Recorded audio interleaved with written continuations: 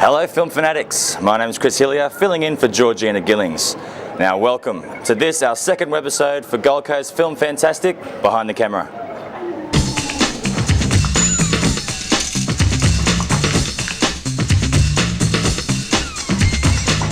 Okay, so we're here at our second sneak peek for 2009, My Year Without Sex, and it just so happens that I'm joined by writer director Sarah Watt and star of the film Sacha.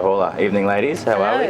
Good, thanks. Good, thank you. Brilliant. Are we enjoying the fantastic Gold Coast weather at the moment? Oh yeah, rain, rain, rain, bring it on. It's brilliant. Just make you feel at home, I guess. Yes. No, it hasn't rained in Melbourne for years.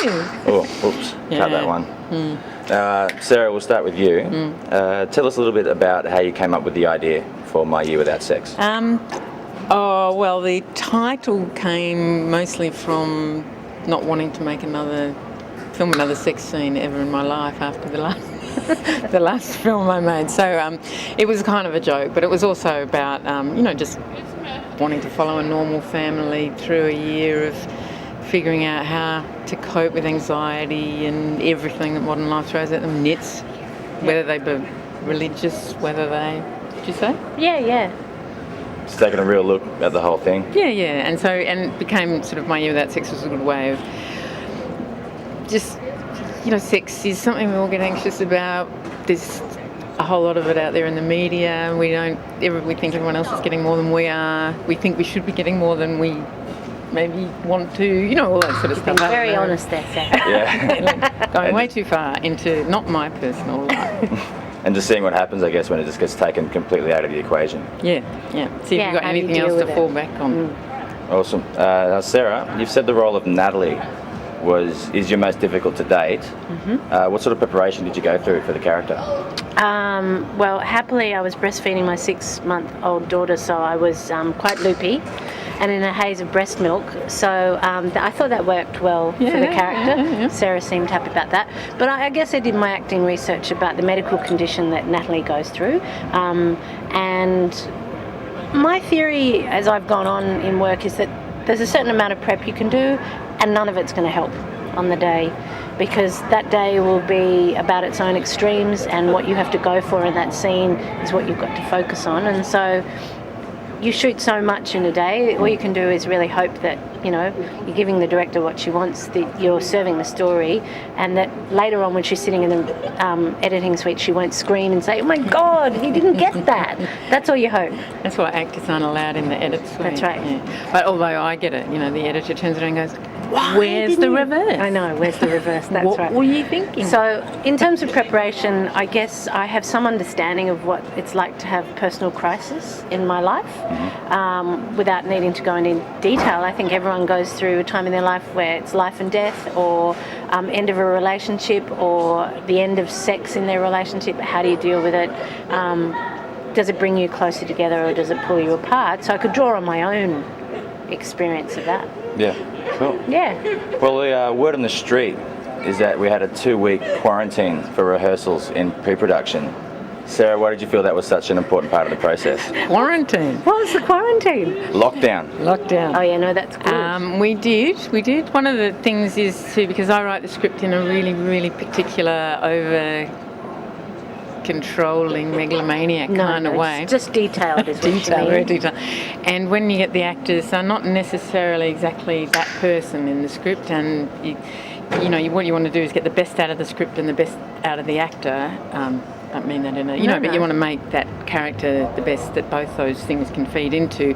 So you really need to sit down with the actor and go through and talk about what they want to bring to it and what the background of the character is, and then whether the character would actually say this line or that line. Yeah. And then I'd like to go away and rewrite it, because I'm worried if you change it just on the day or do casual things as you go, you'll lose the crafting of the whole film. And we were lucky to have Sarah do that, because generally on Australian films, because of small budgets and compression of time, nobody makes the time and absolutely insists we're having rehearsals. Yeah. You just don't have the time and the money, so it's a real gift for us, because it means you get to get inside the writer-director's brain before the chaos of the day, because on the day you just want to shoot it. Yeah, and make sure everyone's making the same film. You see in some films and you think, that guy thought he was in that kind of Yeah, or they Everyone never else had is in that this film. conversation. You look at a Yeah. scene and think, did they really discuss how they were going to shoot it? Or, Yeah. And that was great for Matt and I because we were going to have to play husband and wife. So it was good to know that Yeah. Sarah... And it's all very collaborative. I mean, it's not just actors and director, it's the camera and just the art department. Everything has to gel and everybody has to be making the same film, and it's all collaborative. So the more information that's shared, I think the better everybody's work can be. Yeah. Cool. Now, Sacha, I'm not meaning to tickle the ego here at all, but you have won a few AFIs Have for a your few, previous yes. roles. What sort of words of wisdom would you have for any young, aspiring Australian actors looking to follow in your footsteps? To never want to win an AFI is probably good because then you might accidentally get one. You know, it's the same as falling in love. You can't go after it. I think it's pretty tough for young actors out there. When I was lucky when I started that you could be an unknown and still break in on a lead role. And so actually it's more the advice I'd give to directors, which is take a risk with your young actors because they might bring you something fantastic.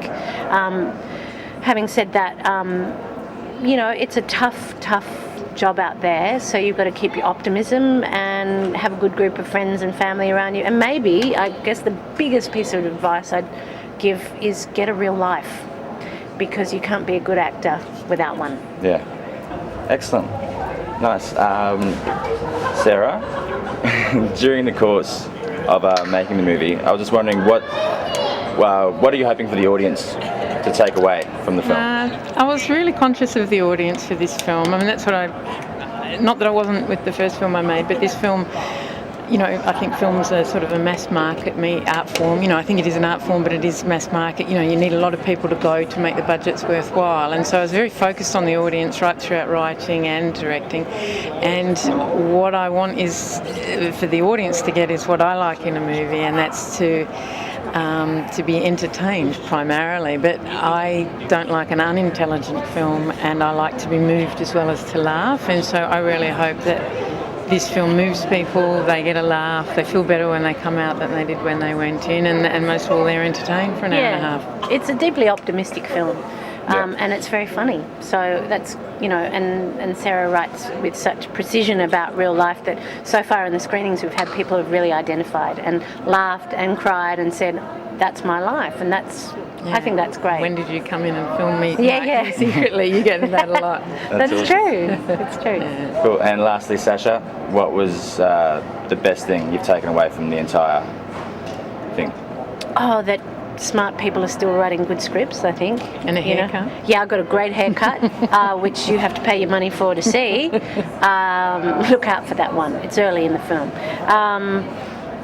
I just think Sarah kind of renewed my faith in filmmaking, and that you can be over 23 and be a lead in a film.